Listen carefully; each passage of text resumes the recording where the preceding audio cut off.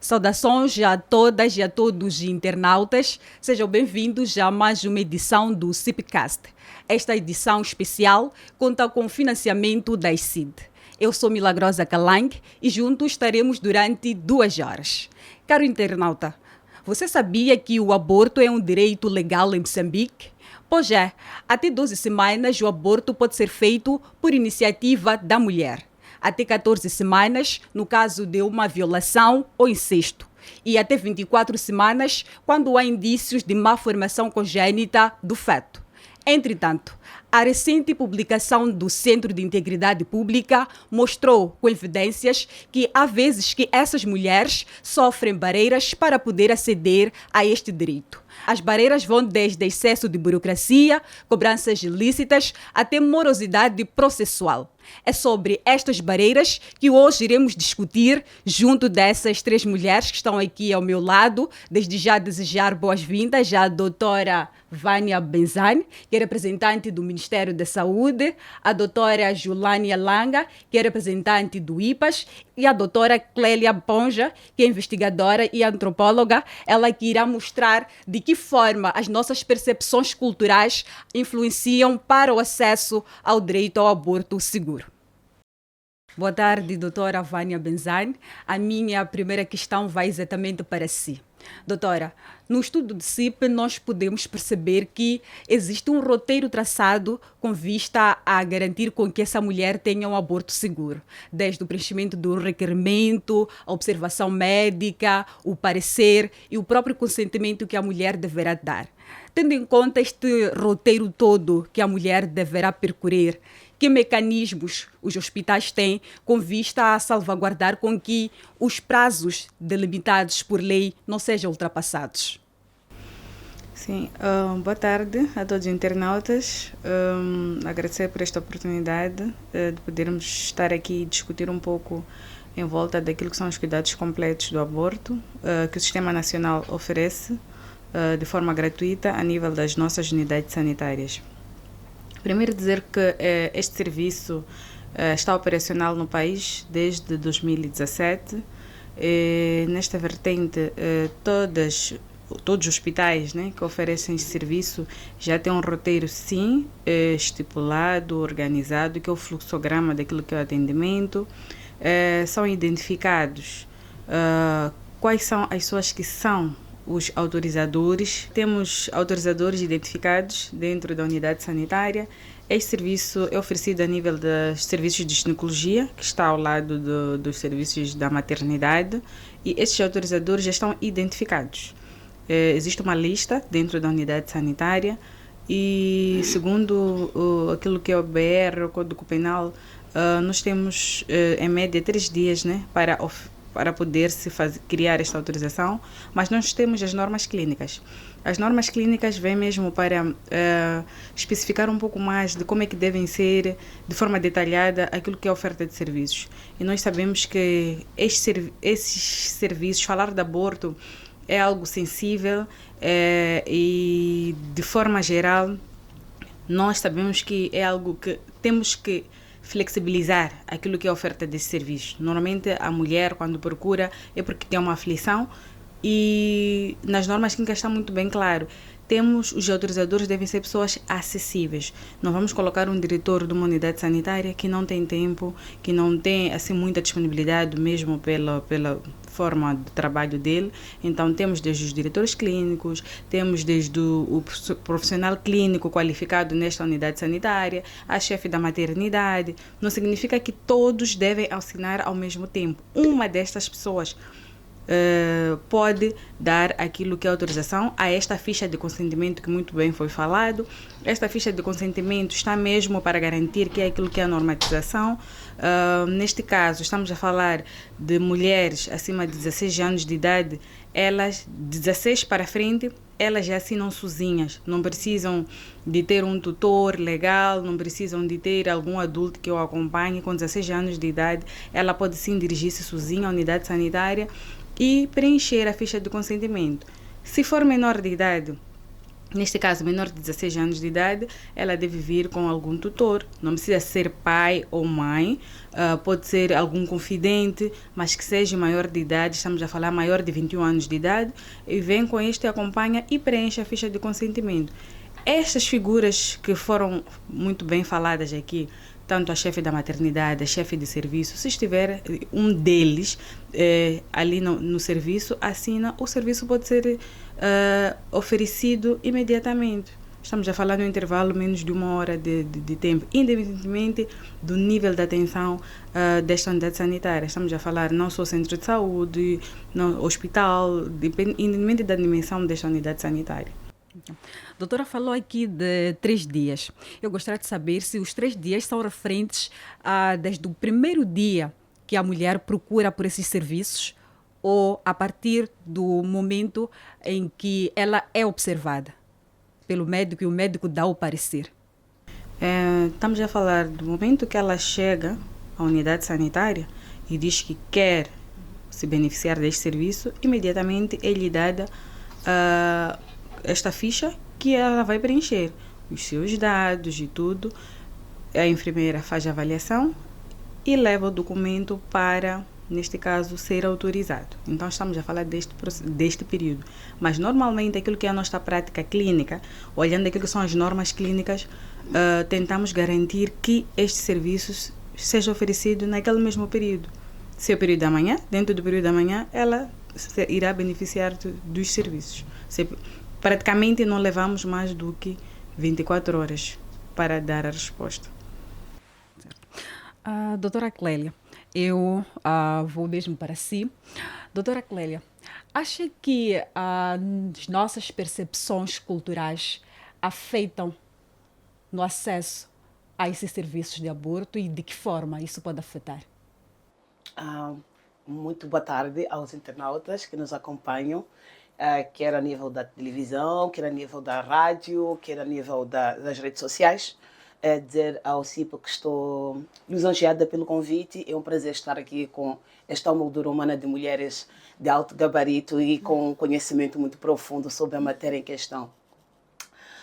Falarmos do aborto em Moçambique, como em muitos cantos do mundo, ainda é uma questão sensível para além, pode ser até de direito, mas de certa forma ela carrega uma componente de estigmatização. Isto porque, de certa forma, ela carrega com uma transformação no sentido de uma questão que é direito à saúde, mas ela acaba sendo revestida de vergonha, de violência em alguns momentos e de silêncios. Digo isto porque antropologicamente falando, o aborto ele é olhado e valorado dentro de normas e estruturas culturais, não só de estruturas culturais, mas também de estruturas religiosas e familiares. Portanto, estes valores, estas normativas, esta forma como as nossas sociedades são formadas, acabam trazendo consigo questões que a mulher acaba sendo olhada como, não vou usar muito o termo objeto, porque se formos a ver na nossa sociedade moçambicana, o principal papel da mulher é da reprodução. Portanto, é muito associado ao papel da reprodução a mulher, sendo que o processo da interrupção da gestação seria uma agressão à normativa daquilo que é concebida como a sua principal função. Portanto, o julgamento, a invisibilidade, a violência, as relações de poder, que nós vivemos numa sociedade que é formada maioritariamente pelo patriarcado, que existem diferenças do papel do gênero. Então, aqui a mulher acaba tendo um papel, muitas vezes, de subserviente, ponho entre aspas, não é de fato, mas acaba tendo papel de subserviência por também questões de diferenças econômicas.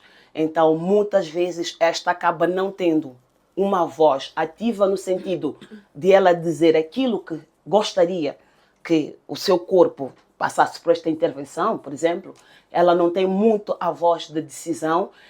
O aborto muitas vezes é decidido por outrem e não por si.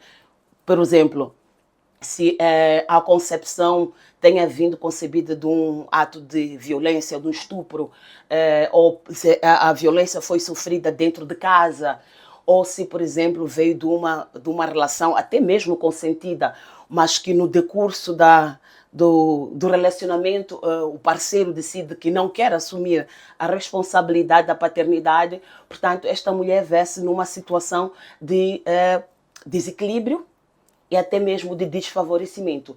Isto também acaba sendo uma barreira muito grande que está também muito vinculado ao estigma. Tem a questão também, como eu falei, questão religiosa. As questões religiosas também imperam muito e são delimitantes no sentido de a mulher ser vista como impura, como promíscua, como aquela que está a romper com a normativa. Portanto, entra também esta componente religiosa permeando naquilo que poderia ser um direito da mulher. A questão da desinformação. Como foi muito bem falado, até muitas vezes nós temos visto nos reportes, nos estudos realizados, que a informação ou os direitos sobre a saúde, eles não são expansivos para todo Moçambique como tal. Há áreas do nosso país das quais esta informação não chega, e se chega, ela chega de uma forma tão padronizada que não é apropriada pelaquela comunidade de forma que seja desmistificada, que seja compreendida, que seja debatida e aprofundada. Tem também a barreira da questão da educação como tal. Nós também temos problemas de educação a nível familiar, que era a educação a nível da sociedade e a própria educação a nível das nossas instituições de ensino.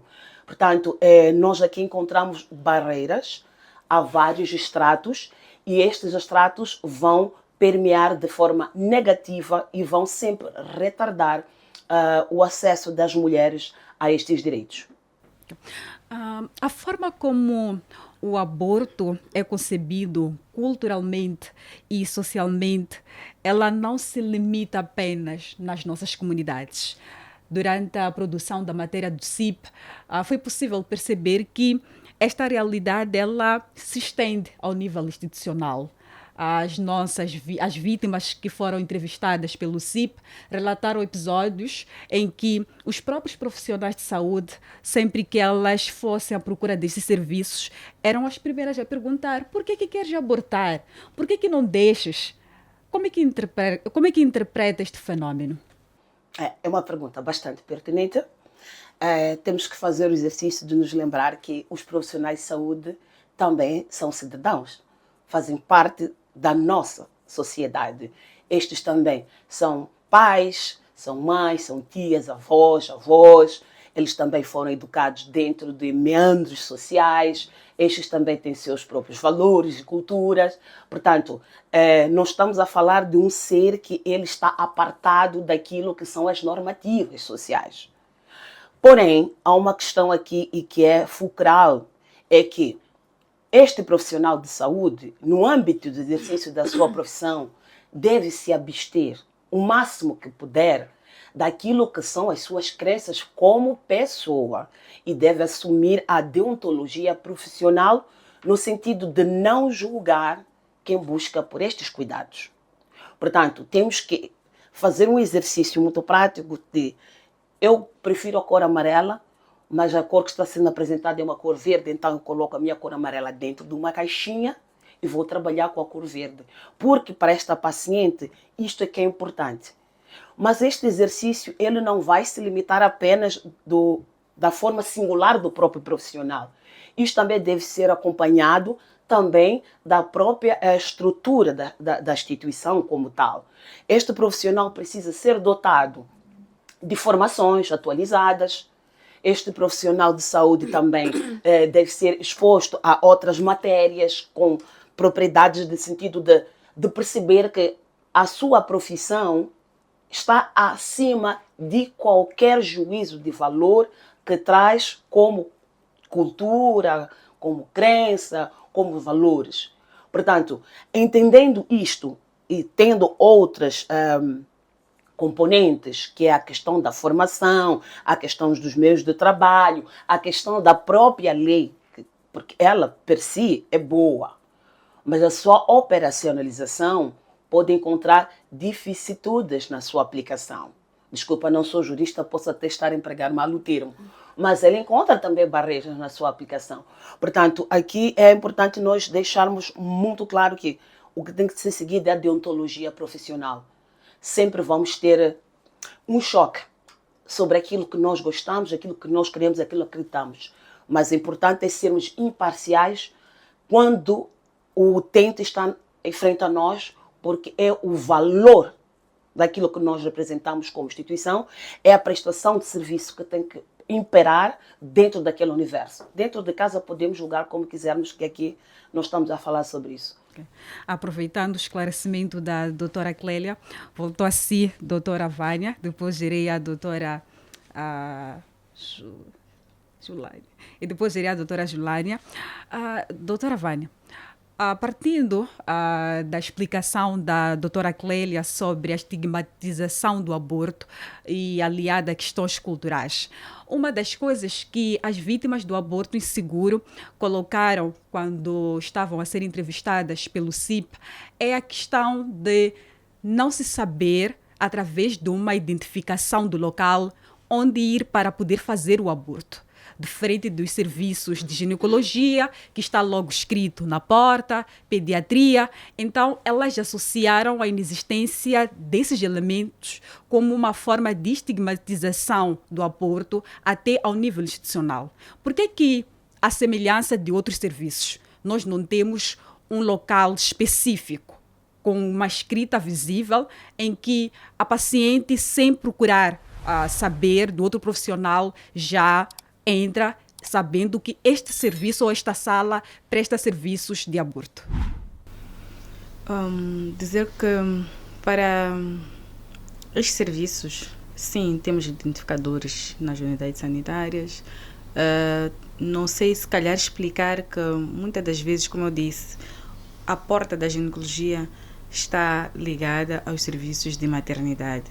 Em termos de estrutura, a maior parte dos nossos hospitais sempre estão de forma lateral ou de lado, e em algum momento esta identificação não está dentro ou mesmo por fora da unidade sanitária. Então, em algum momento pode dar essa percepção de que não há estes identificadores, mas existem sim estes identificadores a nível das nossas unidades sanitárias, mas estão mais do outro lado dos serviços da ginecologia. Mas percebemos, através deste inquérito, todo esse estudo que foi feito, desta necessidade de, em algum momento, termos que colocar em outras portas ou em outros serviços, que é uma forma também de podermos garantir que haja esta informação, ou para que qualquer pessoa que esteja nesta unidade sanitária, mesmo que não esteja à procura desses serviços, ao olhar, consiga ver que realmente esta unidade sanitária oferece esses serviços. Doutora, está a querer dizer que se formos a uma unidade hospitalar, iremos encontrar uma placa que diz sala para o aborto seguro, à semelhança de uma sala para planeamento familiar? Sim, as placas normalmente são mensagens-chave que foram desenhadas pelo Ministério da Saúde, onde diz: esta unidade sanitária oferece os serviços de aborto. A outra mensagem que normalmente também podemos encontrar é que o aborto é gratuito. Então, são mais ou menos estas mensagens que foram codificadas, que estão assim afixadas. De forma geral. E sim, porque nós temos que perceber uma coisa: os serviços de aborto fazem parte, ou os cuidados, né, completos de aborto, fazem parte de um serviço, que este serviço é oferecido a nível da ginecologia. Dentro da ginecologia nós temos muitas patologias que são oferecidas ou que são atendidas dentro deste serviço da ginecologia.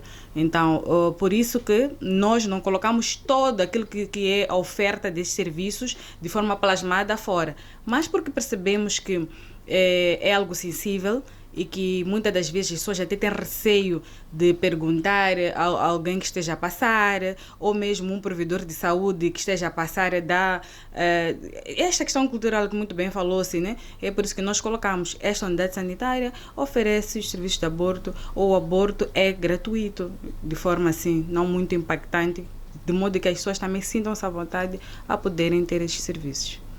Obrigada pelo esclarecimento, doutora Julânia. O IPAS tem trabalhado com o governo na prestação desses serviços para garantir o direito aos serviços do direito aos direitos sexuais e reprodutivos da mulher e não só.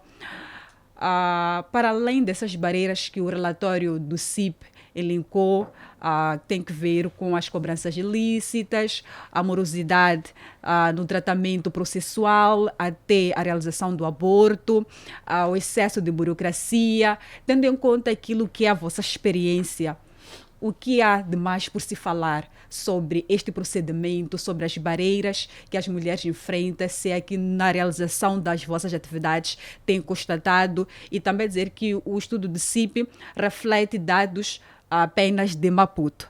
E tendo em conta que o IPAS realiza trabalhos de nível nacional e não só, gostaríamos de ouvir de si qual é a experiência que tem em relação às outras províncias.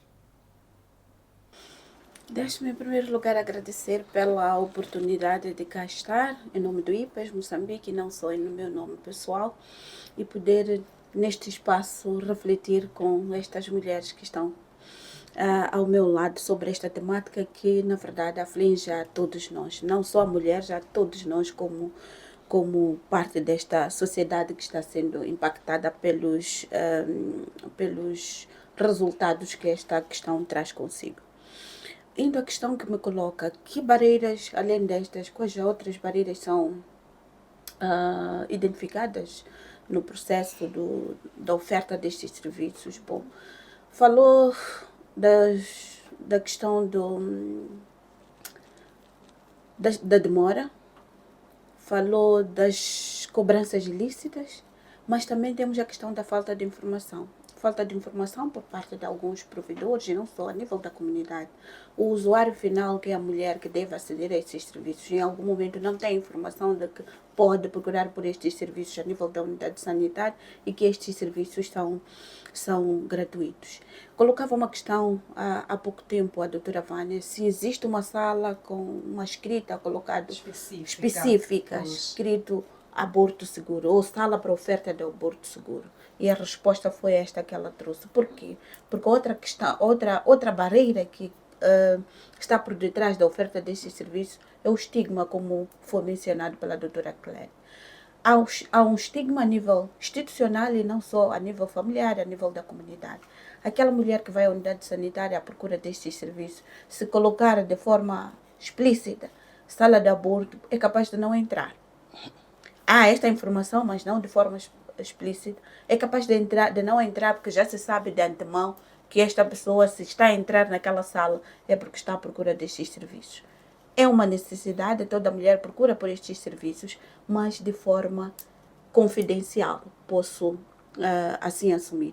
A questão da confidencialidade, neste caso, também é uma barreira, porque é preciso garantir que esta mulher que vai procurar por estes serviços a nível da unidade sanitária vai buscar estes serviços ou vai encontrar estes serviços num espaço seguro, que ela não seja vista por qualquer pessoa que possa transmitir às pessoas que eventualmente ela não quer que saibam sobre esta questão.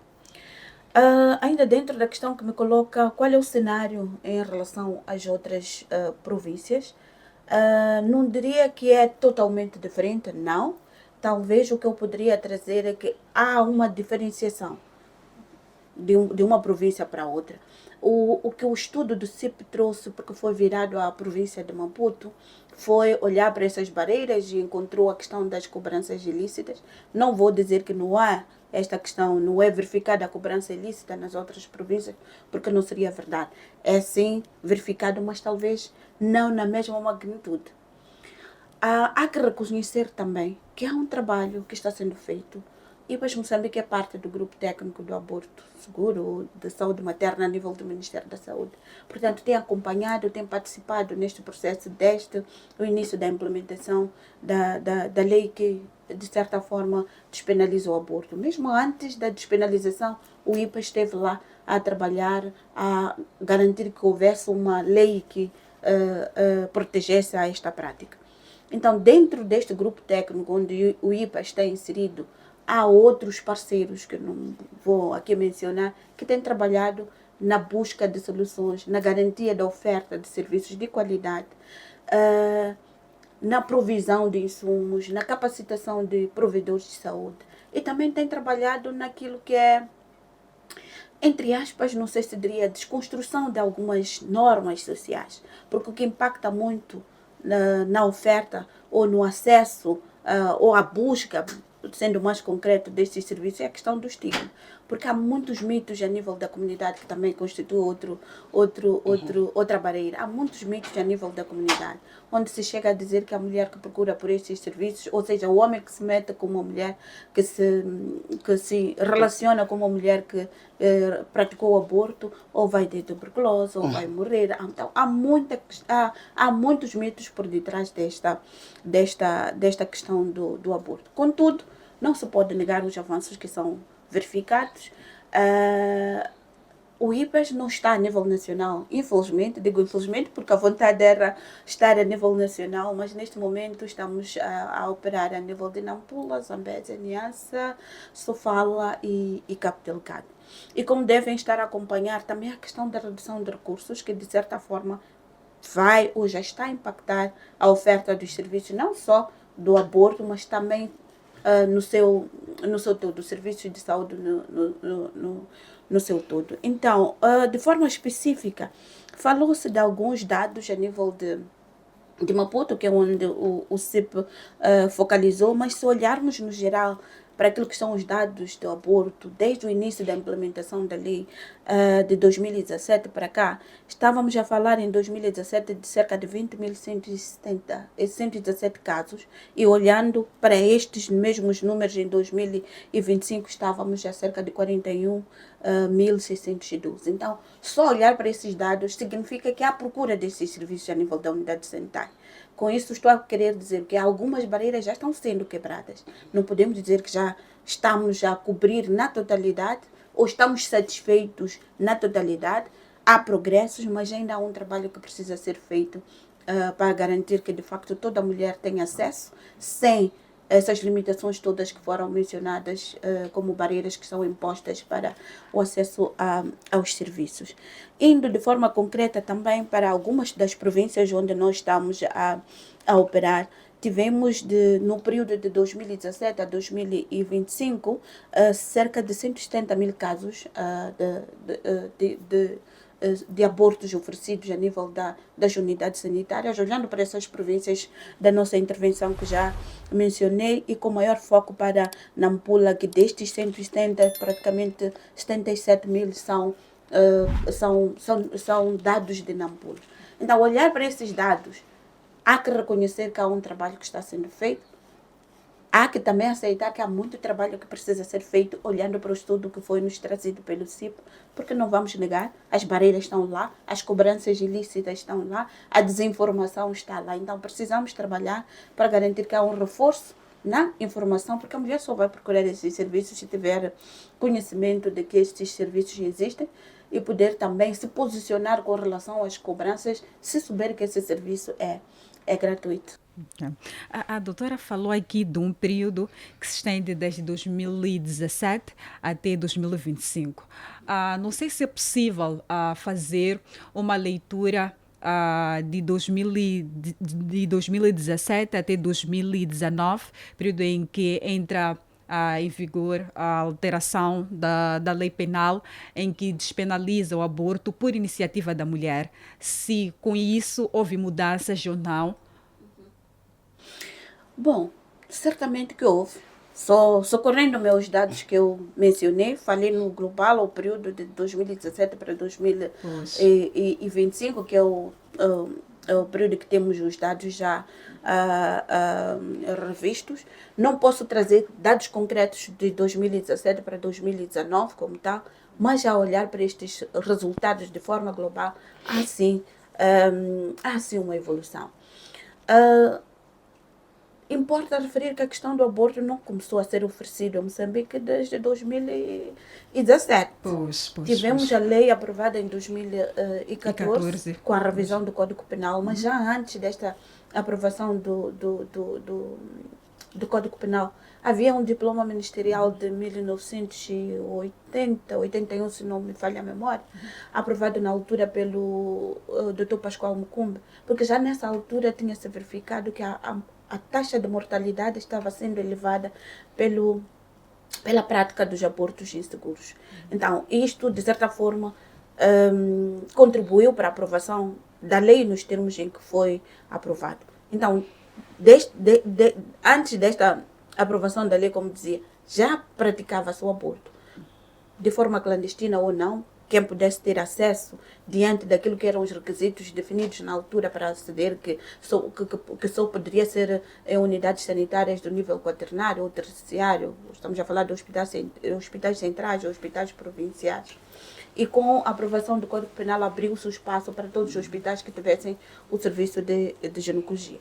É importante dizer que, infelizmente, até hoje não se conseguiu cobrir na totalidade. Não são todas as unidades sanitárias que oferecem esses serviços.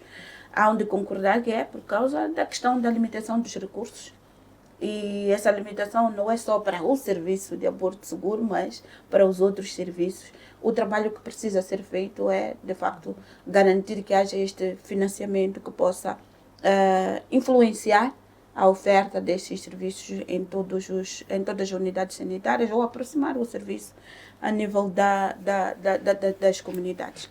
Resumindo, há sim uma evolução satisfatória, ainda que não totalmente satisfatória, mas olhando para os dados, para os números das mulheres que procuram por esses serviços nas unidades sanitárias, há sim uma evolução. A doutora Julânia trouxe aqui uma barreira muito importante, que é a questão de falta de informação. Nessa parceria que tem estabelecido junto do governo, que mecanismos tem estabelecido com vista a difundir esta informação no âmbito da vossa atuação? Bom, como foi dito pela doutora Clélia e também pela doutora Vânia, aborto é uma temática sensível. É sensível falar do aborto. Há questões pessoais, culturais, religiosos que são chamados aqui quando se fala do aborto. E entendendo que há estas limitações todas, quando se fala do aborto, o que o IPAS tem feito em parceria com o Ministério da Saúde e não só, com outros parceiros que têm atuado nesta área e o que temos focalizado nos últimos anos é trabalhar com organizações de base comunitária. Estas organizações conseguem aproximar a informação a nível da comunidade. Uma das estratégias que tem sido implementada é o que nós chamamos de VICATs, que são sessões de clarificação de valores e transformação de atitudes a vários níveis, a nível institucional, a nível comunitário, onde envolvemos atores-chave, como o próprio Ministério da Saúde, outros ministérios como da Justiça, da Educação. Temos trabalhado com procuradores, juízes, secretários provinciais e nestas sessões nós divulgamos a lei, mas também refletimos, trazemos a reflexão usando exercícios ou casos práticos, que na verdade são situações que acontecem na comunidade, trazendo-o de cima para ajudar nesta reflexão e transformação de atitudes. Foi dito, pela doutora Clélia, que há que despir um pouco destas convicções pessoais, religiosas, quando vestimos a capa de provedor de saúde. Mas não é tão automático. Hoje estou aqui, me posiciono como religiosa, não sou a favor do aborto, mas quando chego à unidade sanitária, tiro a minha roupa e coloco a bata, logo há um clique e eu passo a assumir. não é tão prático. Há um processo de transformação que precisa ocorrer aqui. E muitas vezes as pessoas são objetoras da prática do aborto porque não têm informação. Então, trazer ao de cima, como vimos neste estudo do CIP, o que realmente está a acontecer, muitas vezes tem ajudado a refletir e, de alguma forma, abrir espaço para uma melhor aceitação. Todos nós nascemos e somos inseridos dentro de uma família, dentro de uma comunidade, onde já há normas que estão impostas a nós e nós vamos crescendo seguindo estas normas. Em algum momento não nos questionamos. Se eu nasço numa família e dizem, olha, o aborto é pecado, ou porque uma mulher não pode comer ovo, uma mulher grávida não pode comer ovo, senão nasce um bebê carreca, como vimos por aí. Se eu não me questiono, não busco informação sobre esta questão que me é trazida, nunca vou agir de forma diferente. Vou seguir aquilo que foi instituído. Mas quando me é trazida uma informação que me permite questionar e talvez olhar a questão num outro ponto de vista, isso ajuda de alguma forma no processo de aceitação e transformação. Doutora Vânia, eu volto a si, ainda mesmo na senda de acesso à informação. Moçambique diz que apoia a questão da inclusão. E uma das deficiências que nós notamos durante a realização da matéria é que nos hospitais há a escassez de informação adaptada para pessoas com deficiência. Se nós, as mulheres que não temos uma deficiência aparente, já reclamamos por essa deficiência, as mulheres com deficiência, elas dizem sofrer mais, porque primeiro nem sabem como perguntar.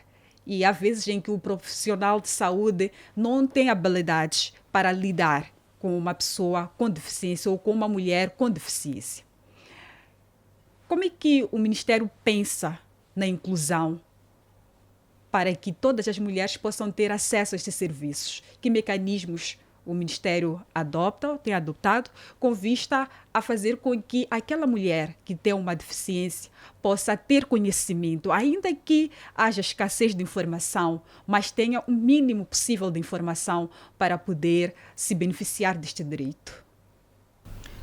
Sim, talvez dizer que realmente reconhecemos a questão de inclusão e nós, como Ministério da Saúde, estamos neste processo.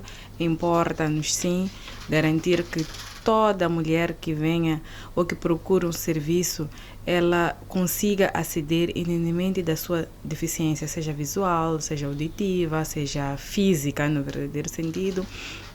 Dizer que nos últimos 2 anos para cá, nós temos tido financiamento com alguns parceiros, estamos a desenvolver alguns trabalhos com alguns parceiros, como a AIFO, entre outros, que visa formar provedores de saúde, principalmente para esta área de maternidade, consultas pré-natais, serviços de ginecologia, mesmo começando pela língua dos sinais, que é algo que muitos provedores não estão dotados desta capacidade de poder se comunicar, e nos últimos 2 anos para cá conseguimos formar uma boa parte de provedoras, não em todo o país, porque como disse, né, dependemos de algum financiamento de alguns parceiros, mas na Zona Norte conseguimos fazer em Cabo Delgado, em Nampula, na Zona Sul, Maputo Cidade, Maputo Província, Gaza. Estamos um pouco, não em todas as províncias, mas é algo que realmente já começou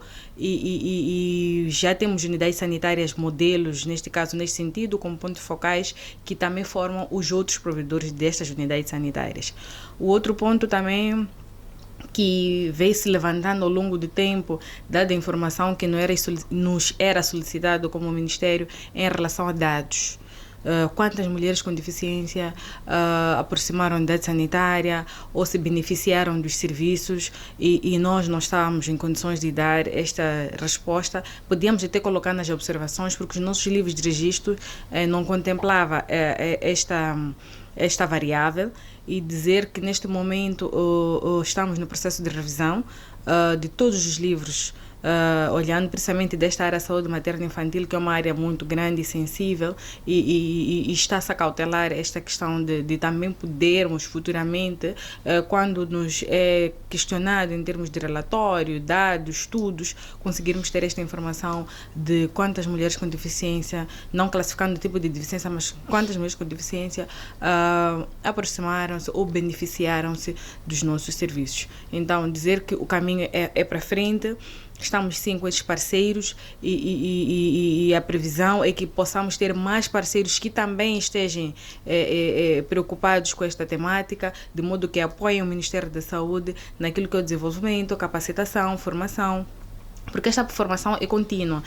Existem alguns álbuns seriados, existem alguns materiais que ajudam, principalmente estamos a falar pacientes com deficiência auditiva e visual. O tratamento é um pouco diferenciado. Este profissional tem que estar capacitado para ver a língua dos sinais, ou também termos o álbum seriado para verificar as imagens, ele poder explicar que está com uma dor de cabeça, poder explicar que está com uma dor de barriga ou sinais de sangramento. Então, as imagens destes álbuns seriados, que já existem em algumas unidades sanitárias, não todas, já facilita naquilo que também é o diagnóstico e também, consequentemente, aquilo que é nos dar, nós conseguirmos dar uma qualidade melhor em relação àquilo que são os nossos serviços. Falou aqui da existência de hospitais modelo. Gostaria de saber se desde a implementação desses serviços nesses hospitais modelo há registro de mulheres com deficiência que tenham se beneficiado dos serviços. Sim, temos sim, Maputo cidade, Maputo província, principalmente a nível da Matola e outras unidades sanitárias, temos sim pacientes, neste caso, que se beneficiaram, muitas delas mesmo na maternidade, muitas delas no pós-parto, que já também aproximam-se com suas crianças para essas unidades sanitárias, e estamos cada vez mais a reproduzir esses álbuns que facilita o provedor, tanto também o paciente, para poder explicar melhor o que realmente está a sentir e nós chegamos a um diagnóstico. Então, a nossa visão é garantir que possamos ter em todas as unidades sanitárias, mas, como dissemos, mesmo por carência de fundos, ainda estamos a um passo um pouco lento, mas a visão é garantirmos que possamos ter em todas as unidades sanitárias do país. Pergunto isso porque, em entrevista a uma organização que representa pessoas com deficiência, tivemos uma informação segundo a qual não existem dados sobre mulheres com deficiência que tenham se beneficiado disso. Então, vimos que este seria um momento ideal para podermos esclarecer isso. Sim, não sei se percebeu como eu explicava. Os nossos instrumentos de registro estão no processo de revisão, que é para podermos futuramente poder extrair, colocamos no nosso sistema de informação para a saúde, que é um sistema online onde eu consigo ver informação de Nampula, Gaza, Maputo, de qualquer parte do país, onde lá eu entro e consigo tirar quantas mulheres foram beneficiadas destes serviços. E, como dizia também, temos estas unidades sanitárias que começamos recentemente a fazer as formações. Então, para estas unidades sanitárias, a forma de recolha é através de um campo no livro, que é para poder colocarmos ali as observações, porque é algo que estamos a começar.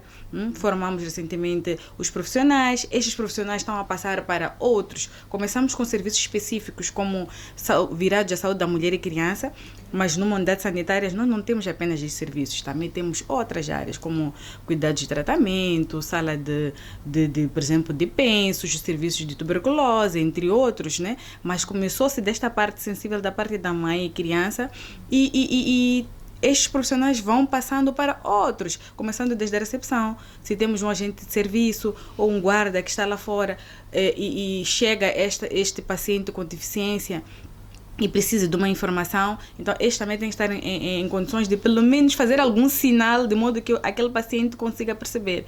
Então é um processo que leva o seu tempo e ainda não estamos em todas as unidades sanitárias, por exemplo, mesmo da província de Maputo, não são todas, são algumas muito poucas, onde temos estes parceiros que estão a apoiar-nos. Então nestes sítios sim, temos este campo de informação, nesta coluna que conseguimos pôr a informação, que recebemos um paciente com estas limitações limitações e aquilo. Mas a nossa visão aqui, com esta revisão dos livros e instrumentos de registro que nós temos a nível do Sistema Nacional, futuramente possamos conseguir, sim, de forma estratégica, e termos nos relatórios anuais tudo bem identificado. Ao nível da cidade de Maputo, podemos ter os nomes das unidades sanitárias com vista a que os nossos internautas possam aproximar, no caso de a necessidade para poder obter esse direito.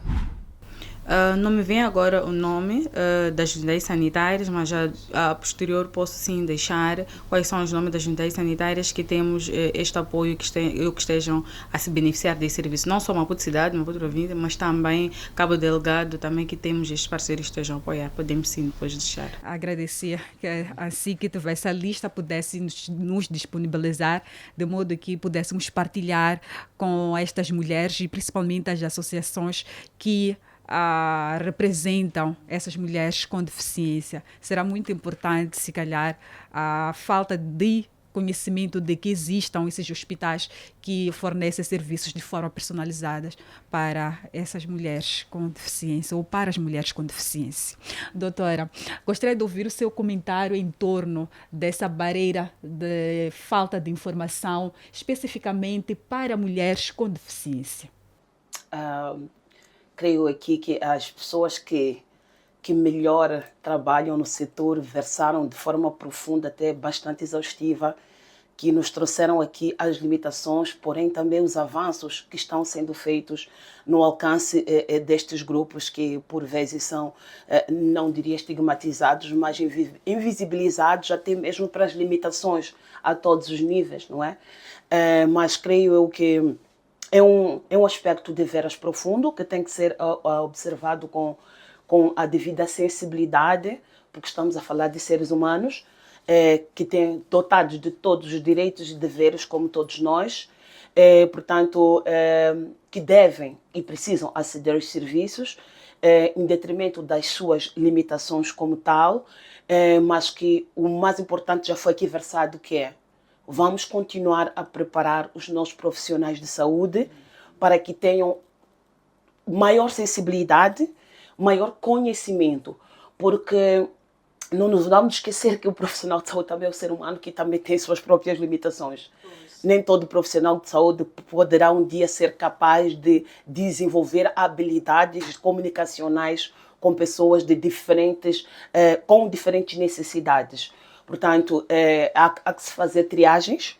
Portanto, não é só uma questão de estar vinculado ao serviço de saúde, mas também temos que olhar para as questões ligadas à vocação, questões vocacionais, que isso também parte desde o processo do preparo, da formação destes profissionais. Então, há necessidade de se começar a formar estes profissionais a partir da base e não só instrumentalizar aqueles que já estão a serviço, mas começar a mudar um pouquinho o currículo, não é? No sentido de, na formação de base, para aquelas áreas específicas ou para os setores específicos, começar-se a treinar pessoas com essas capacidades e habilidades para o efeito.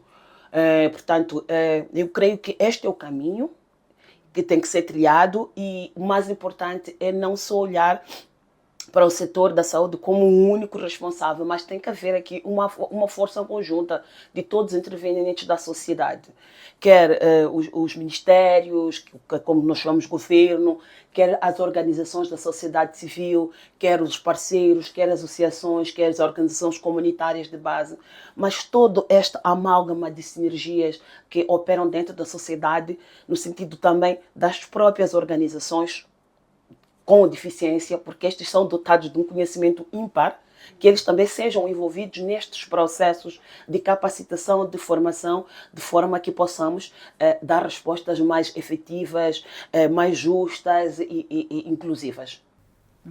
A doutora Vânia, no início, falou aqui de alguns procedimentos que são de conhecimento dos profissionais de saúde, quando eu falava sobre o roteiro que a mulher deve percorrer até aceder ao aborto. Se nós temos profissionais de saúde que conhecem esse roteiro, nós temos placas nas paredes dos hospitais, segundo as quais o aborto legal, seguro, é gratuito. que olha para a situação em que a mulher, quando pretende realizar o aborto, ela é submetida a um pagamento ilícito? Bem, falar de pagamentos ou cobranças ilícitas é uma questão de atitude, são questões de comportamentos desviantes e que não se compadecem com aquilo que é ou que deve ser o posicionamento de um profissional de saúde, porque nós juramos, temos o juramento quando assumimos ou quando nos graduamos, tanto para a medicina, tanto para a enfermagem, que o nosso dever é cuidar do paciente acima de tudo, independentemente de quais sejam as condições ou as dificuldades, mas a nossa prioridade é prover os serviços ao profissional de saúde. E o Sistema Nacional de Saúde, mesmo para termos aquilo que é a lei aprovada, houve um trabalho muito grande, que começou mesmo pelo Ministério da Saúde e a sociedade civil, entre outras áreas. É um trabalho muito grande. Então, isto mostra que o Ministério está preocupado e quer garantir que estes serviços sejam dados aos pacientes, à população no geral. Então, estes serviços estão lá. Temos profissionais, sim, formados, qualificados para poder oferecer estes serviços, olhando aquilo também que é a questão da conjuntura toda. Estamos a falar da parte da medicação, estamos a falar dos kits, tudo aquilo que é necessário para poder prover os serviços. Agora, quando temos um outro colega que tenha estes comportamentos, realmente mancha aquilo que é a imagem dos profissionais de saúde, e dizer que nós não nos compadecemos com este tipo de atitudes. Daí que existem várias áreas, mesmo dentro do Ministério da Saúde, estamos a falar de inspeção, estamos a falar de outras áreas, que o objetivo é este, ver comportamentos desviantes, ver aquilo que, em termos de negligência, que alguns profissionais também possam estar a fazer e tomar as suas devidas medidas para garantir que o sistema não seja sujo, penalizado ou tirado uma imagem que não é o objetivo. O objetivo nosso é garantir e prover saúde. Como diz o nosso lema, o nosso maior valor é a vida. E o Ministério fiscaliza estes serviços de forma específica? Sim, o Ministério tem como função, para além de oferecer, mas também fiscalizar, supervisionar, fazer monitorias, mentorias, quer a nível técnico, né? Quer a nível, em termos de sistema de gestão dos próprios serviços. Então, estas atividades são feitas e de forma sistemática. Nós temos planos de supervisões, de inspeções, estamos a falar trimestrais, que algumas são feitas pelo Ministério da Saúde, algumas são feitas pela direção provincial. As direções provinciais no âmbito do LOL são autônomas, são independentes. As direções provinciais também elas têm esta atividade de poder supervisionar as unidades sanitárias, e também ainda temos supervisões a nível distritais, porque os seus distritos também têm as suas localidades, que também é obrigação destas entidades também poderem fazer esse serviço. Então, não precisa esperar que o Ministério esteja a território nacional, mas as direções provinciais, as direções distritais têm esta orientação e têm nos seus planos de trabalho fazer ou realizar essas atividades. E durante a atividade de fiscalização, tem identificado irregularidades, e quais são as mais frequentes? Como eu dizia, a nossa atividade tem diferentes vertentes, desde as técnicas até a nível técnico. Muitos dos problemas em algum momento têm a ver com a qualidade de dados, né? Triangulação de dados. Se é a mesma informação que eu tenho no livro de registro, tem que ser a mesma informação que eu tenho, por exemplo, nas fichas de consentimento, tem que ser a mesma informação que eu tenho no sistema de saúde. Então, esta informação tem que cruzar. Então, podemos apanhar uma e outra discrepância em relação ao registro, né? Então, que é aquilo que referimos àquilo que é a qualidade de dados. E quando é algo técnico, porque a supervisão não é só questões de supervisão, mas também é supervisão e apoio técnico. Quando é verificado algum problema, de alguma dificuldade, de alguma técnica, esta equipe que vai para lá significa que tem que ser uma equipe qualificada e que tenha a capacidade de, ao chegar lá e verificar que há uma e outra deficiência encontrada no terreno, que apoie, que treine o profissional que está lá para melhorar aquilo que são as suas habilidades.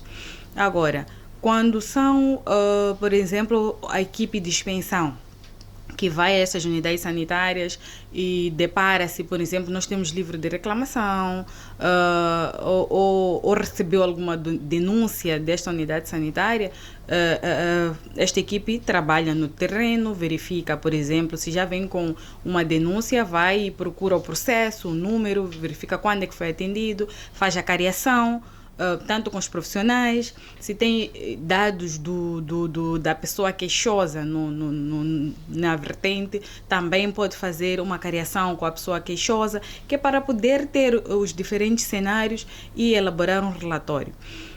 Neste processo de elaboração de relatório, pode-se verificar algumas, como é que chamaria, possíveis crimes. Em relação ao processo, possibilidade de um crime. Aí sim, a inspeção, quando vê este caso de possibilidade de indícios de crime, elabora um relatório e estes processos já não são tratados ao nível do Ministério da Saúde, são encaminhados para a Procuradoria. E assim a Procuradoria dá seguimento a este processo e também dá os seus desfechos. Quando são assuntos administrativos, existem atos administrativos que, dentro do quadro dos profissionais de saúde, são verificados e têm as suas sanções, né? Desde processos disciplinares, repreensões públicas, entre outros, segundo aquilo que são os atos administrativos, são tomadas decisões, sim, para estes profissionais de saúde. Quando é um processo crime, assim que passa para a Procuradoria, por ser crime, a Procuradoria dá o seu seguimento e o seu devido desfecho. No caso específico dos serviços do aborto seguro, há casos de responsabilização? Se formos já ver, profissionais de saúde que foram responsabilizados? Se formos já ver, mesmo no vídeo que passou, percebi que vocês, em algum momento, o CIP, né, procurou a direção provincial mesmo da cidade de Maputo, da província de Maputo.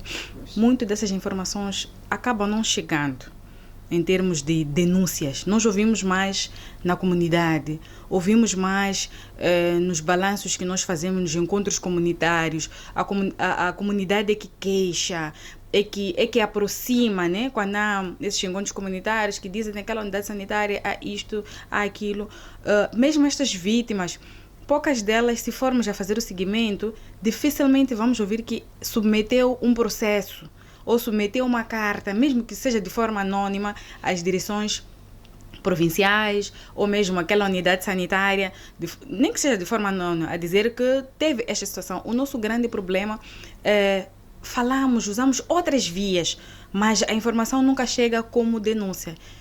Quando digo denúncia, até se chega, tem que ter nome. Estamos a falar de paciente X, Z, de modo que o sistema, ou a unidade sanitária, ou o distrito possa dar seguimento.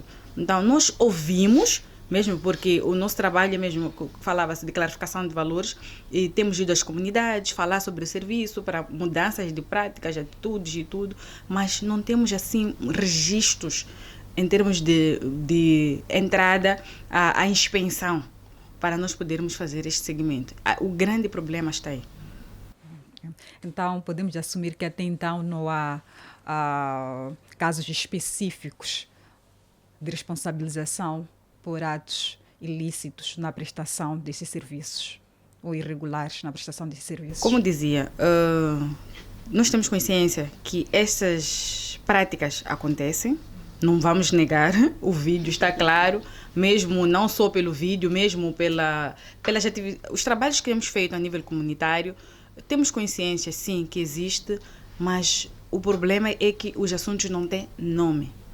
Então, sem nome é difícil de fazer ou ter uma intervenção específica, neste caso, para este provedor que tem esta atitude. O nosso trabalho qual é? É trabalhar, sensibilizar, estar ali, mostrar que este serviço é público. Tanto que em algumas unidades sanitárias, nós trabalhamos com o Comitê de Saúde. O Comitê de Saúde é mesmo para ajudar a unidade sanitária. O Comitê de Saúde é composto por atores desta comunidade, né? desta comunidade ao nível de uma unidade sanitária. Eles têm a liberdade de entrar, controlar os serviços, mesmo quando chega o medicamento, eles têm o direito de procurar saber se aquela unidade sanitária tem medicamentos, se não tem medicamentos, se tem material, verificar mesmo no processo de abertura, quando o material chega, quer dizer, o serviço de saúde dá autonomia a esta entidade comunitária que trabalha dentro da unidade sanitária, mesmo para poder tornar os serviços mais humanizados, para não ouvirmos assuntos apenas na comunidade. Eles mesmos ali verificam. Em algum momento, se sair um paciente que for mal atendido e encontrar alguém da comunidade, mas que faz parte do comitê de saúde, ele tem autoridade, como membro do comitê, de aproximar a direção, tanto o diretor clínico, o diretor da unidade sanitária, mesmo na secretaria, e dizer: tivemos informação que a provedora X tem cobrado ou tem feito isso. Nesses sentidos, sim, através do comitê, temos a facilidade de mesmo até ter informação do queixoso, que é para podermos fazer a cariação e podermos dar seguimento. Para casos que nós conseguimos nomes, através mesmo do comitê de saúde, aí sim nós conseguimos que a equipe de expensão trabalhe e temos tido sim desfecho para esses casos. Certo. Doutora Clélia, como é que interpreta o fato do Ministério da Saúde, por exemplo, não receber denúncias, tal como disse a doutora Vânia, sobre estes casos, razão pela qual tem tido dificuldades em dar seguimento, por mais que haja especulações, mas tem tido dificuldades para poder seguir esses casos. E uma organização como o CIP, por exemplo, ser um ponto através do qual as vítimas recorrem para poder denunciar. Eu creio que tudo esteja muito linkado à desinformação. A desinformação no sentido de, talvez, ou melhor, quero acreditar que os mecanismos de denúncias eles não sejam muito claros e que não estejam à disponibilização de todos.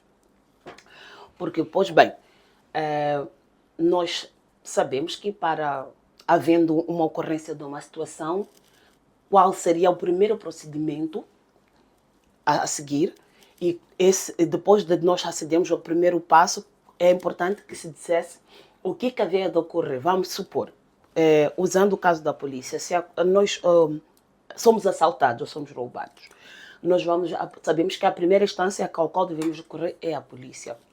Nós vamos à polícia, narramos o fato, é aberto um auto. E a partir daí, a polícia nos informa dentro de quanto tempo devemos voltar às autoridades para saber em que passo em que está a investigação, se o nosso bem foi recuperado ou não. Portanto, esta é uma situação muito simples que eu estou a dar como exemplo. Portanto, a nível do sistema de saúde, é importante que os mecanismos, é um mecanismo, quer dizer que existem várias etapas e vários passos a serem cumpridos, até que, desde o período da recepção da denúncia até a resposta ao paciente, haja aqui uma clareza de fluxograma de como que esta vai ocorrer. Então, quero eu acreditar que há um desconhecimento por parte do utente e talvez uma fraca clareza do próprio sistema em expor. Até o momento que nós mais dominamos são os livros de reclamação, certo? Temos livros de reclamação e temos as caixinhas de reclamação. Pelo menos dentro da minha área de conhecimento, são estes dois mecanismos pelos quais eu tenho informação que nós podemos levar adiante uma denúncia, né? Ou uma reclamação, que pode ser denúncia em detrimento do grau de culpabilidade ou de crime ocorrido na questão em apreciação. Portanto, eu quero acreditar que este é um grande problema, a falta de conhecimento e a falta de um mecanismo claro de denúncia, igualmente alicerçado a talvez chamaria a morosidade na resposta, porque as pessoas que eu conheço que já submeteram qualquer que seja a reclamação, nunca soube que obtiveram qualquer tipo de resposta, nem e qual foi o período que levaram para ter algum tipo de parecer. A reclamação foi feita e ficou por ali. Portanto, então eu olho para isto como uma questão problemática que desmotiva a que as pessoas façam denúncias formalmente, elas vão, claro, comentar. Qualquer um de nós, se sente injustiçado, vai encontrar mecanismos até de desabafar. O que mais acontece é isso. Nós desabafamos. Porque nós deixamos de crer, quando eu digo crer, de acreditar nas instituições como aquelas que vão dar resposta, que nos vão auxiliar, que nos vão fazer justiça. Portanto, olho para isto como uma questão extremamente problemática e que tem que ser revista. E creio que o Serviço Nacional de Saúde, o Ministério da Saúde tem conhecimento e consciência disso e sabe muito bem que deve melhorar estas plataformas de denúncias. É mais ou menos este o meu posicionamento diante da ausência de dados ou de queixas, reclamações. Não que elas não ocorram, elas ocorrem sim, mas talvez não sejam documentadas porque nós não sabemos até que ponto elas tiveram seu devido seguimento. Doutora Julânia, no âmbito das vossas atividades, tem recebido denúncias sobre alegadas cobranças ilícitas para o acesso a esses serviços do aborto? Receber denúncias como tal, não diria que sim, mas a informação de alguma forma chega, não é? Não na perspectiva de denúncia ou de queixa para ao IPES, mas no sentido de partilha em algum momento, ou desabafo, posso assim assumir. Porque, como dizia a doutora Clélia, sentimos que talvez o mecanismo implantado não esteja a responder à altura para trazer esta segurança ao utente de que se passa por uma situação, por exemplo, de cobrança ilícita, há espaço de denunciar e que a curto prazo terá uma resposta. Muitas das vezes o que temos ouvido, sei, mas o que é que eu vou fazer? Estamos a falar de forma específica para o aborto, mas se olharmos para outros serviços, ou para maus tratos que em algum momento pode levar até a morte. Mas a questão que fica é, depois eu vou até onde com esse processo? O meu familiar, ou meu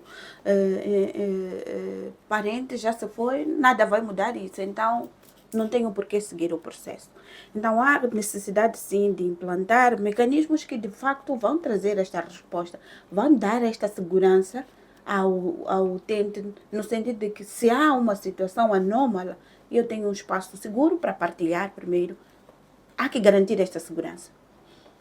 O que impede muitas vezes é esta confidencialidade. Se eu vou à busca de serviços à unidade sanitária e tenho um provedor de saúde que me atende, sabendo que no dia seguinte, na próxima semana, terei que voltar, eu fico limitada, de certa forma, de denunciar certas práticas, porque a ideia que fica, quando eu retornar depois, haverá represálias. Então, há essa necessidade de fortificar os sistemas que já foram mencionados, que existem de denúncia, mas que, infelizmente, não estão a funcionar como deveriam estar a funcionar, senão não teríamos o que nós vimos no vídeo ou na matéria partilhada pelo CIP. Doutora Julânia, o IPAS tem uma representação a nível internacional, tal como pesquisamos e foi possível perceber isso. Gostaria de saber de se tem uma experiência internacional que gostaria de partilhar relacionada, por exemplo, a mecanismos de denúncia, a questão da responsabilização ou mesmo a questão do acesso, a forma como os serviços de aborto seguro são disponibilizados ao nível de outros países. De facto, o IPA está em vários países a nível do mundo, com a mesma abordagem em todos os países, posso assim assumir. A abordagem do IPA é garantir que toda mulher, de facto, tenha acesso aos serviços e serviços de qualidade. E os mesmos constrangimentos identificados em Moçambique podem ser encontrados em outros países? Depende muito do contexto de cada país. Portanto, a nossa abordagem é única, mas ela é domesticada, posso assim dizer. Espera-se que no final do dia toda mulher possa ter o gozo pleno dos seus direitos, mas quando se vai para um país, se vai para outro, para um continente, se vai para outro, os contextos são totalmente diferentes. Há contextos onde o aborto não é aceito em qualquer uma das formas, ou seja, não há uma lei que regula esta questão. Mas o IPAS não deixa de lá trabalhar no sentido de garantir que haja esta aprovação de leis, porque em algum momento esses países onde o IPAS intervém são signatários de alguns protocolos internacionais que de alguma forma os obriga a garantir esse acesso a esses direitos. Então, há esta questão de olhar para o contexto em concreto para especificar a nossa abordagem com o objetivo final de garantir o acesso aos serviços a toda mulher e a toda rapariga. Olhando para os outros países, em termos de experiência positiva que poderia mencionar, talvez olharia para o México. México. Estamos também a operar em México, onde uma equipe nacional do IPAS esteve lá na troca de experiência. Pode ser que esta não seja a melhor de todas, olhando para os países da nossa intervenção, mas ficamos bastante impactados com a forma como o trabalho do IPAS é feito a nível do México. Há esta garantia de segmento, pelo menos, dos casos de denúncia, diferente do que estamos aqui a perceber. Há um sistema que é implantado que, de certa forma, limita a práticas contrárias àquilo que é a norma para a oferta dos serviços. E outros países da África, como esqueço-me o nome, mas temos outros países de África onde temos intervenções e que seriam experiências positivas a Zâmbia a partilhar. Certo. Tivemos aqui os casos de México e Zâmbia. Certo. Doutora Vânia, volto mais uma vez assim. Se calhar insistência, porque é quase que um privilégio ter o MISAL, o Ministério da Saúde, aqui na nossa casa. São várias tentativas, ou foram várias tentativas, e poder ter esta instituição pública aqui, nós devemos aproveitar o máximo. Doutora Vânia, há mecanismos eficazes para controlar os kits abortivos? Antes de responder essa questão, iria, se calhar, deixar ficar um ponto em relação aos mecanismos de denúncia. Foram aqui falados, existem várias plataformas, como a Lovida, que sempre que fazemos uma publicidade, deixamos lá embaixo dos cartazes, todos aqueles que são os pósteres que passam na televisão ou na rádio, sempre embaixo tentamos deixar o número, que é 84148, que é o número da Lovida. Temos também a plataforma Pensa, que é Asterixos 660 Cardinal. A pessoa pode pôr lá e já faz as questões que quiser. Temos a linha verde, e que esta linha praticamente em todos os hospitais, lá já tem a lista da liderança, desde o diretor clínico e tudo lá, que chamamos a linha verde, que está disponível desde os bancos de socorros, as maternidades, são linhas disponíveis e locais. É uma linha que não precisa, por exemplo, se está em Nampula, vai cair em Maputo, não. Ali diretamente já temos o número da liderança daquela unidade sanitária, que é a entidade máxima, que é um dos mecanismos que o Ministério usou, que é para facilitar aquilo que é a comunicação. E também podes deixar uma mensagem lá, o diretor desta unidade sanitária, o diretor clínico, se algo que aconteceu à noite, eles logo de manhã já conseguem ter informação e acionam a equipe da expensão para poder fazer o serviço. Normalmente tivemos situações em que houve um mau atendimento ou mal prática, por exemplo, às 8h, a mensagem caiu, por exemplo, se não foi por chamada ou foi por mensagem, caiu logo no número, é acionada a expensão. 2 horas depois, já temos a equipe de expensão a fazer a cariação no terreno. Então, também podemos fazer cartas específicas para a inspeção do Ministério da Saúde, a Direção Provincial e ultimamente temos tido, sim, muitos casos desses, de forma geral, não só para aborto, para outros serviços, né, onde temos as pessoas a fazerem. O que também temos notado é que as pessoas muitas das vezes publicam Facebook, redes sociais, não que não seja bom, mas em algum momento pode levar muito tempo, ou a forma como chega a informação, não temos assim muitos detalhes. Então a nossa orientação, iríamos deixar aqui como uma orientação que sigam estas plataformas que aqui falei, a inspeção de todas as províncias, a Linha Verde, o Alô Vida, que é asterisco 148, o Pensa, estes mecanismos que foram introduzidos pelo Ministério da Saúde é mesmo para tentar estar a tempo real ou o mais próximo possível de todos os utentes que vão às nossas unidades sanitárias. É preocupante, porque se temos todas essas linhas de denúncia e mesmo assim as pessoas preferem, por exemplo, expor numa rede social, se calhar estamos diante de ausência de confiança nas instituições públicas. Teríamos que fazer um estudo para podermos dizer que sim, realmente. Tudo, nós temos que trabalhar com evidências e não com percepções, mas podemos sim, mediante isso, dizer que realmente há uma necessidade de fazer conhecer-se mais essas plataformas, assim como a lei, que estamos aqui a discutir, que supostamente em algum momento achamos que já esgotamos, porque sempre que se introduz uma lei, nós começamos do nível mais alto, desde o governador, secretário de Estado, e vamos descendo a nível da província, a nível dos distritos. Trabalhamos com todas as estruturas e toda a liderança, até o líder comunitário, o régulo desta unidade sanitária ou deste distrito ou desta zona. Não se pode introduzir este serviço sem que eles tenham conhecimento.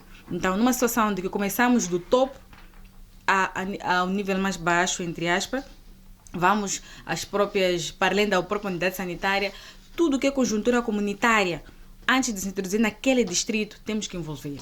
Então, ao nosso entendimento, é que a lei, sim, gera de conhecimento, mas quanto tempo vai passando, percebemos que até pode haver esta informação, mas há necessidade de forma contínua estarmos lá a mostrar que sim, existe e que este serviço existe e que é gratuito.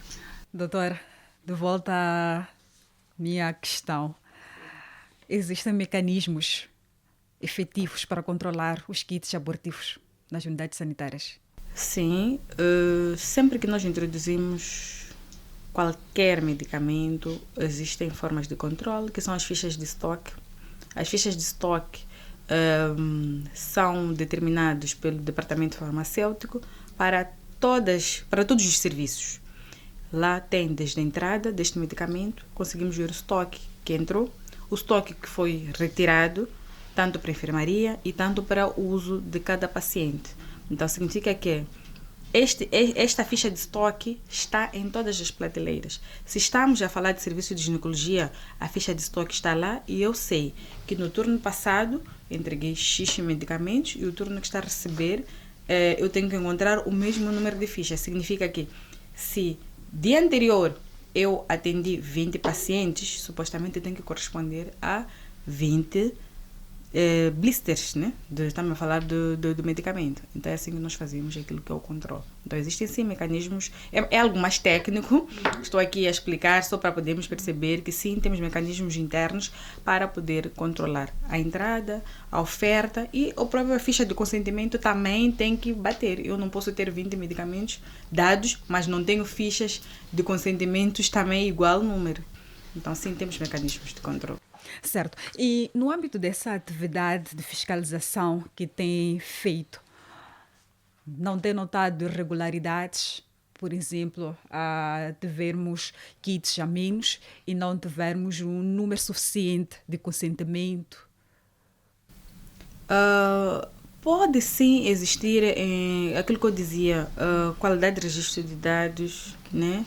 Que quando falou se temos detectado, né, algumas anomalias em relação àquilo que é a oferta de serviços, assim, entre aspas, sim, podemos, em algum momento, temos alguns constrangimentos em relativo, mas é uma discrepância de 1 ou de 2, e em termos internacionais as discrepâncias são aceitas até 10%.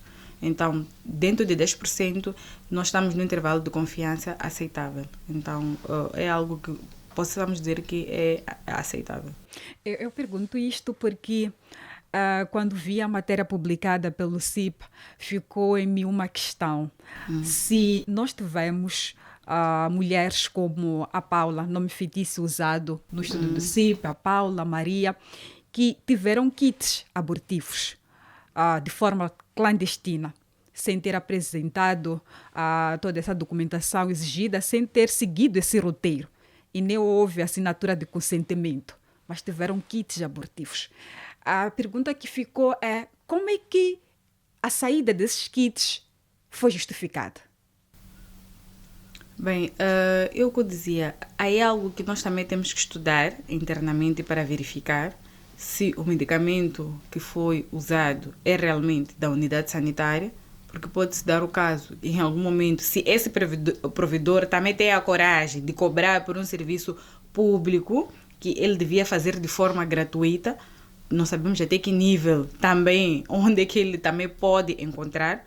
Igualmente, também podemos estar numa situação de, em algum momento, falsificação de alguma informação. Se calhar também possa retirar e registrar, e nós termos ali um registro que supostamente pode ser falsificado. Então, aí é uma necessidade de fazer-se a cariação, como dizia a equipe de inspeção, verificar dos pacientes entrados, se é o mesmo que bate com o livro, se é o mesmo que bate com as fichas. É por isso que quando é necessário, sim, que haja denúncia, porque as denúncias também fazem-nos também começarmos a correr atrás daquilo que é a qualidade. Tanto qualidade de prestação de serviços, qualidade de dados, de registro, isto tudo anda de forma conjunta. Não sei se a pergunta poderá ir de acordo com a área de formação da doutora, mas poderá aqui ser uma opinião de forma geral. Doutora, no estudo de CIP, há casos, por exemplo, em que um profissional de saúde, através de uma chamada telefônica, aceita realizar um procedimento abortivo. Já define os preços e marca a data para o tal procedimento. E nós percebemos aqui que, de acordo com os procedimentos, que há um roteiro seguido. E também temos a questão da observação médica, que é muito importante para avaliar se há condições para poder realizar esse procedimento ou não. E quando nós temos um profissional de saúde que, através de uma chamada telefônica, diz: está certo, pode vir amanhã, é só trazer 1.500 meticais para fazer. Estamos diante de que cenário? Um infrator da lei. Não, outra palavra. É um infrator, não tem outra palavra para classificar este tipo de abordagem. Fez muito bem menção. Ele não cumpriu com nenhuma das prerrogativas pré-estabelecidas para o atendimento ao utente. Fez uma consulta telefônica, não observou, não fez nenhuma ecografia, não fez nenhum teste de sangue, não sabe qual é o peso da pessoa, a idade, etc. Acho que ele só perguntou quanto tempo era da gestação e estipulou o preço. Portanto, estamos dentro de um infrator que está apenas a usar do seu poder como médico, como técnico, para poder usufruir daquilo que ele acha que não vou falar de direitos, mas de se apropriar de um direito que é do paciente de ter um atendimento condigno. Mas o que pode estar por trás deste comportamento? A corrupção, minha cara, não há outra palavra. Porque acredito eu que ele é conhecedor da lei. Ele pode não ter o domínio, como no meu caso, que não tenho domínio da lei, na sua especificidade. Sei que tem a linha C, D e outros 500 mais, mas este é conhecedor que existe já uma lei que autoriza o aborto institucional, que é o aborto seguro, que até 2014 penalizava as mulheres, mas depois de 2017 despenalizava dentro de certos trâmites, dentro de certas normativas, mas sempre que fosse realizado dentro do ambiente controlado, seguro, medicalizado, não é? E devidamente registrado. Então, não há outra expressão para infrator da lei, um bandido, até chego a dizer mais, é um possível assassino. Que tivemos histórias, eu tive uma história de uma parente distante que, na altura ainda morávamos fora da cidade de Maputo, estávamos em Cabo Delgado, na cidade de Pemba, que os pais, durante o processo da gestação dela, descobriram que ela estava gestante mais de 6 meses. Por estas questões moralistas, do estigma, da vergonha social, então levaram a miúda para o médico, mas o médico disse que não era possível, que a gestação já estava deveras avançada e que, portanto, ele não faria o aborto.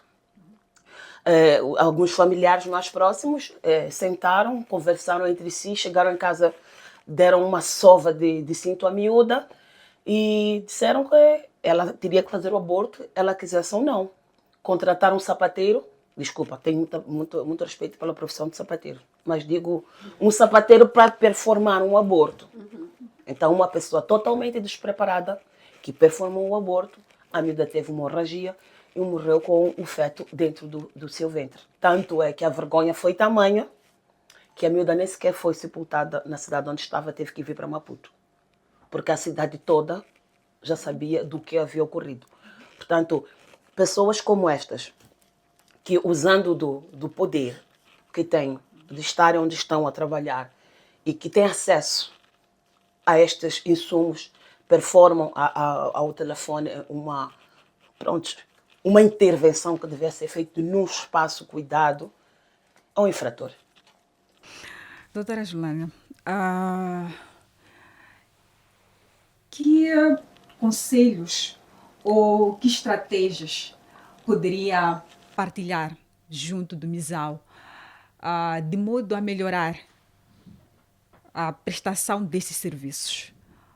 Ou que fragilidades, primeiro, tem identificado durante esse período que tem trabalhado junto do governo, que fragilidades sente que ainda persiste no acesso ou na prestação destes serviços, especificamente do aborto seguro?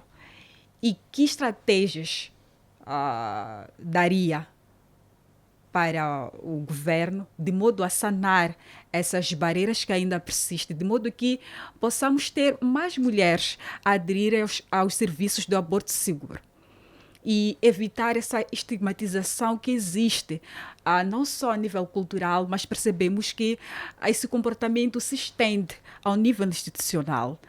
E muitas das vezes isto faz com que essas mulheres sejam empurradas para esse mercado clandestino do aborto, que é alimentado particularmente por profissionais de saúde, tal como foi evidenciado na matéria publicada pelo Centro de Integridade Pública. O que persiste como desafio? Acho que parte daquilo que são os desafios o estudo trouxe, que são as barreiras que são impostas de alguma forma, mas fora as barreiras há a questão do financiamento.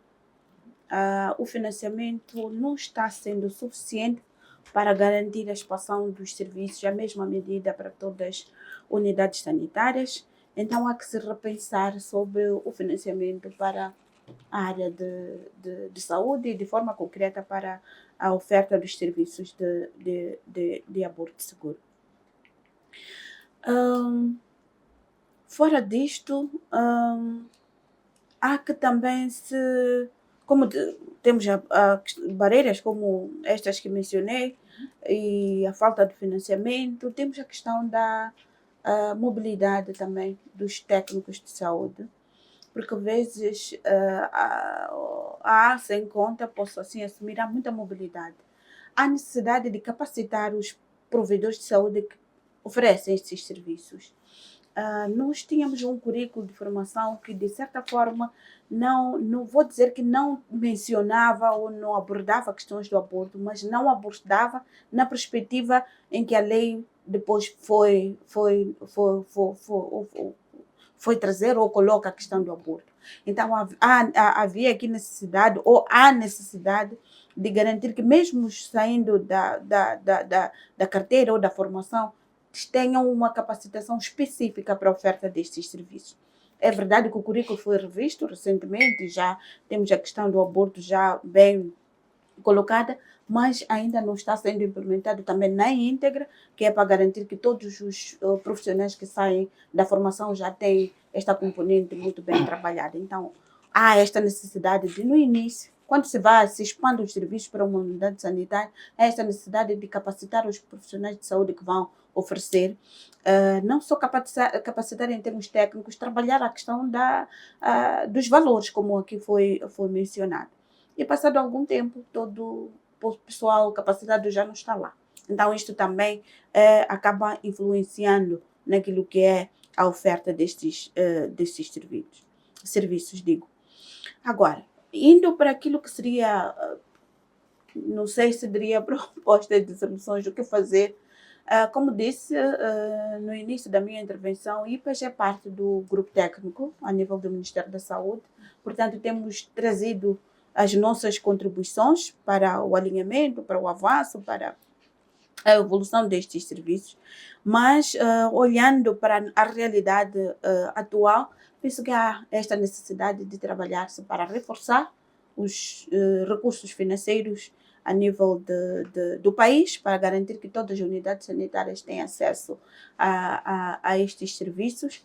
Há necessidade de intensificar as sessões de clarificação de valores a todos os níveis, incluindo os próprios profissionais, para evitarmos situações como estas que nós vimos na matéria trazida pelo CIP. Há também necessidade de intensificar o trabalho de partilha ou de divulgação de informação a nível das comunidades, para que os usuários finais sejam detentores desta informação sobre a oferta dos serviços. Igualmente, diria, olhando um pouco para o que o vídeo nos traz, ou o que a matéria nos traz, haveria aqui necessidade de trabalhar de forma específica para o segmento de situações como estas que nos são colocadas no vídeo, de cobranças ilícitas. Há que reconhecer que, infelizmente, digo infelizmente porque, como foi mencionado em algum momento, esta não é a prática, não é a orientação do Ministério da Saúde, não. São práticas individuais e que não afetam de forma específica ao Ministério da Saúde, mas afetam o país no geral. Não temos cobranças ilícitas apenas quando se trata do aborto. Infelizmente, temos cobranças ilícitas, digo, em vários serviços. Então, há que pararmos um pouco e repensarmos como sociedade moçambicana, onde é que nós queremos parar com esta situação de cobranças ilícitas e tomarmos o assunto com alguma seriedade, fazer o seguimento e evitar que situações de mulheres que procuram serviços de aborto inseguro ainda prevaleçam, e garantir que também sintam-se seguras, não só para buscar os serviços, mas também para denunciar situações que não coadunam com aquilo que são as práticas que são, ou as normas que são emanadas. Temos o aborto como uma prática que deve ser gratuita a nível das unidades sanitárias públicas, mas ouvimos que, infelizmente, não é o que está sendo praticado. Então, há aqui um trabalho adicional para o Ministério da Saúde, não só buscar o financiamento, não só garantir que os serviços estão lá, mas também garantir que os profissionais que estão lá colocados estão, de facto, a servir ao Ministério da Saúde como deveriam servir, sem olhar para interesses pessoais. Okay. Doutora Vânia, volto a si. Já houve registro de ruptura de estoque ligado aos kits abortivos? Principalmente num contexto em que vivenciamos, em que há ruptura de estoque dos medicamentos para este setor, de forma específica. Já registramos isso? Sim, temos tido, em alguns casos, ruptura de estoque. Dizer que neste momento, atualmente, segundo as normas clínicas do país, nós estamos a usar uma combinação, que é a mifepristona e o misoprostol. É um blister, um medicamento que vem junto. Este é o medicamento de primeira opção, que a nível internacional a OMS tem recomendado de uma forma muito eficaz. A compra desse medicamento não é barata e mesmo para aquisição temos tido apoio de alguns parceiros junto com o Ministério para fazer a aquisição. E importamos, o processo de importação às vezes tem atrasos, temos tido em média, podemos ter uma média de 2 meses com ruptura deste medicamento até que o navio chegue e o medicamento esteja disponível. Às vezes a ruptura não é só por disponibilidade financeira, o processo de transporte pode levar o seu tempo e sabemos que a conjuntura atual, muitos dos parceiros que nós temos no país não apoiam esta vertente do aborto.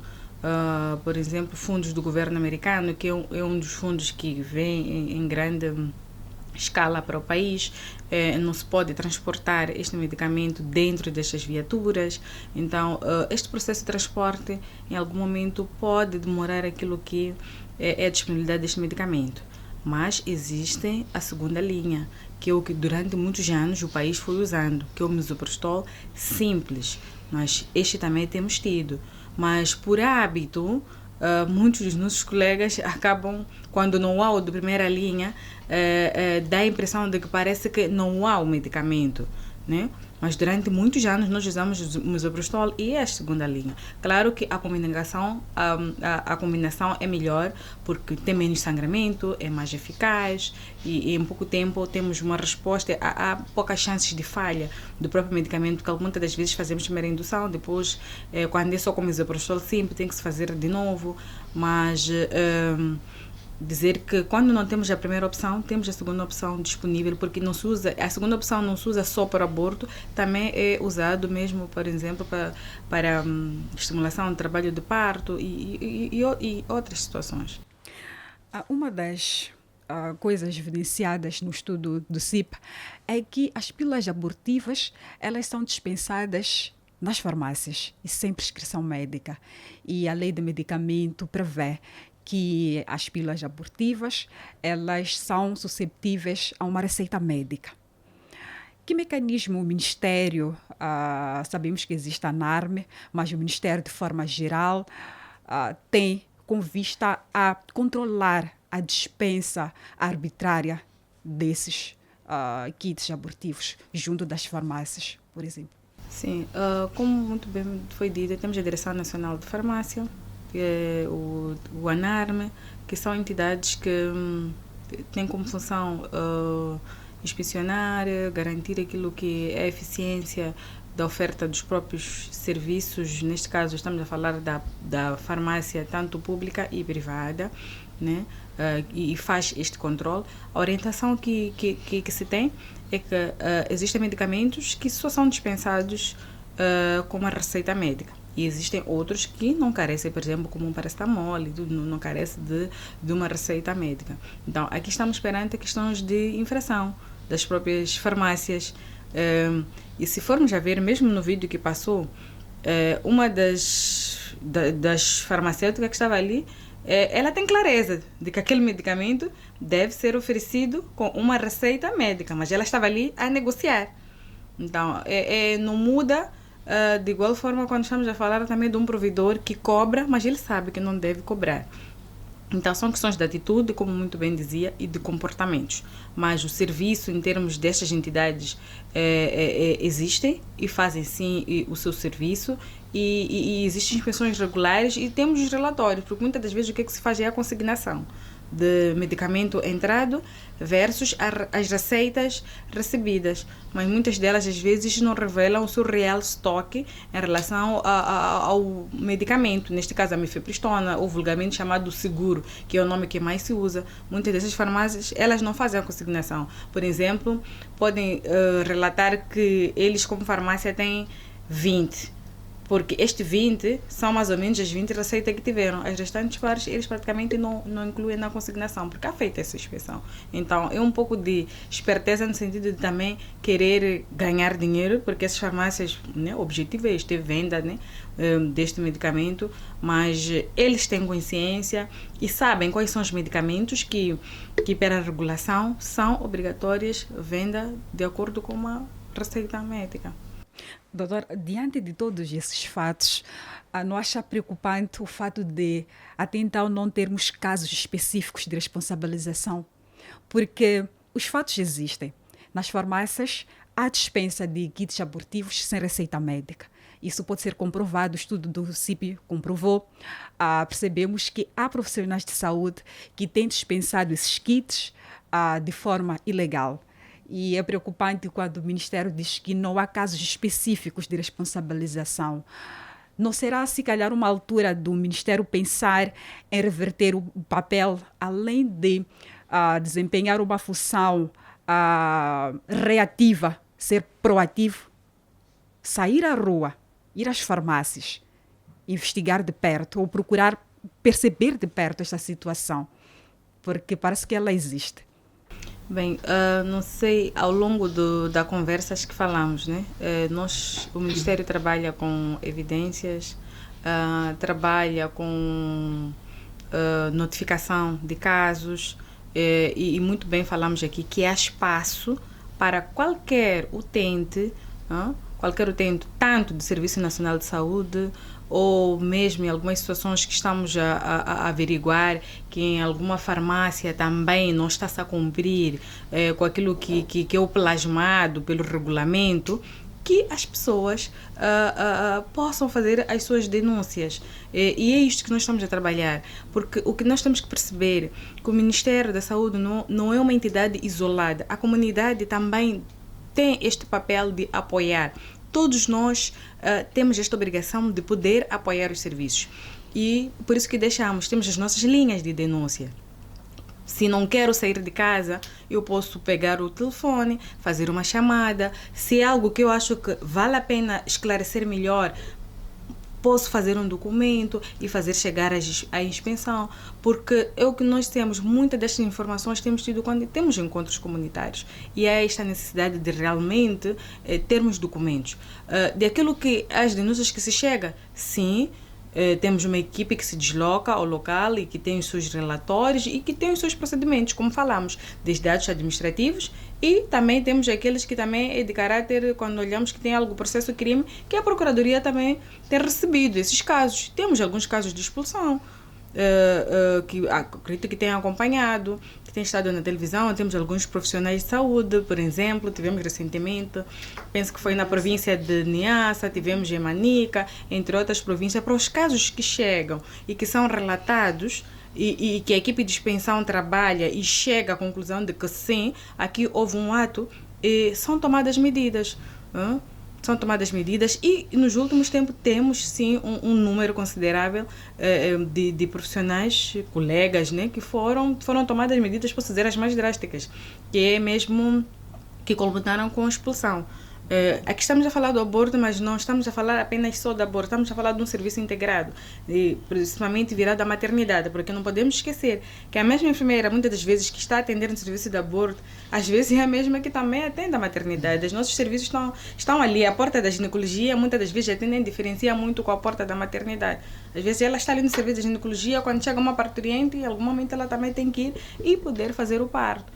Então, são serviços que estão integrados. Sim, há segmento e há resposta para estes casos. E temos alguns casos de colegas que também estão com casos na Procuradoria. Estamos a falar de alguns ginecobstetras, não porque foram, posso dizer, já julgados, mas mesmo para questões de acariação, perceber o que aconteceu, também poder dar o seu contraditório, e nem todos os casos chegam-se à conclusão de que realmente aquele profissional teve culpa. Mas no caso de culpabilidade, também tem-se tomado medidas para estas questões. Então, todos nós somos convidados a fazer parte deste processo, vamos escrever, vamos denunciar, o Ministério está aberto para isso.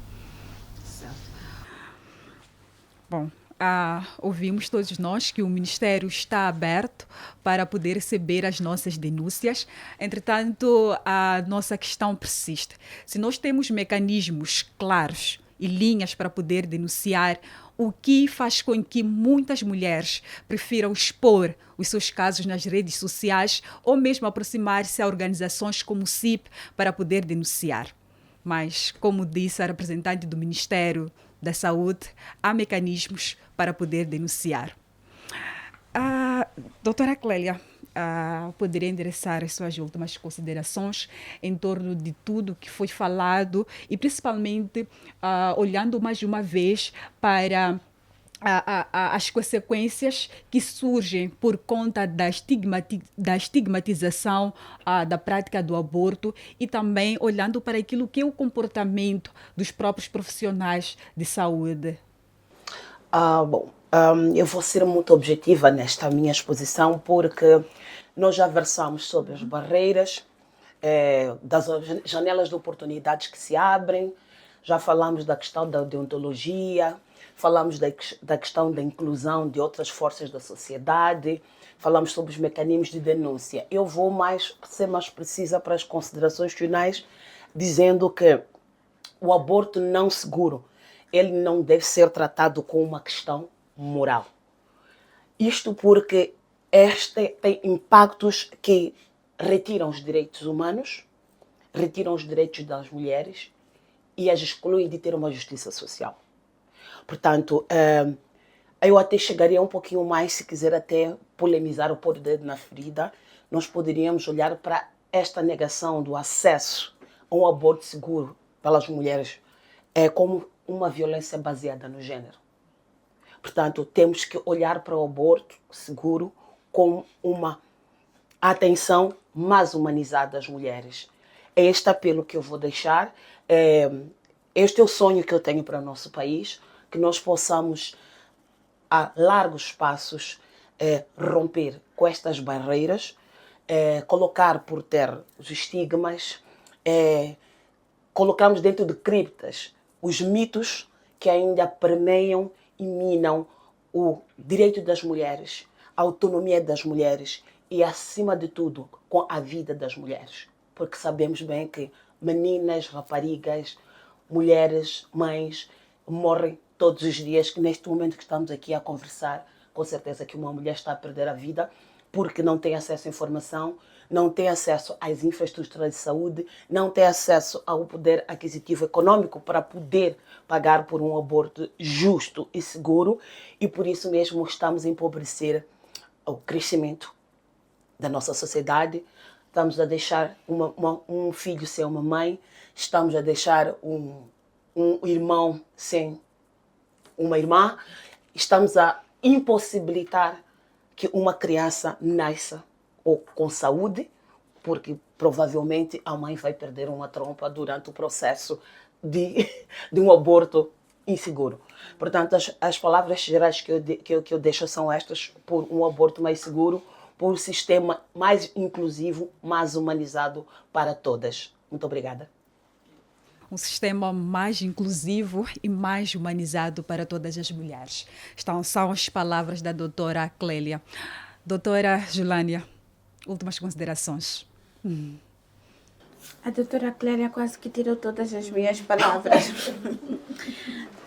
Penso que temos um campo muito fértil como país. Moçambique tem uma das leis mais liberais para a prática do aborto.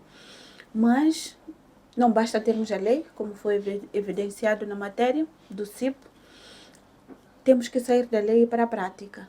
E há um trabalho ainda que precisa ser feito para que essa prática seja de facto observada e que as mulheres possam, na realidade, gozar estes direitos sexuais e reprodutivos.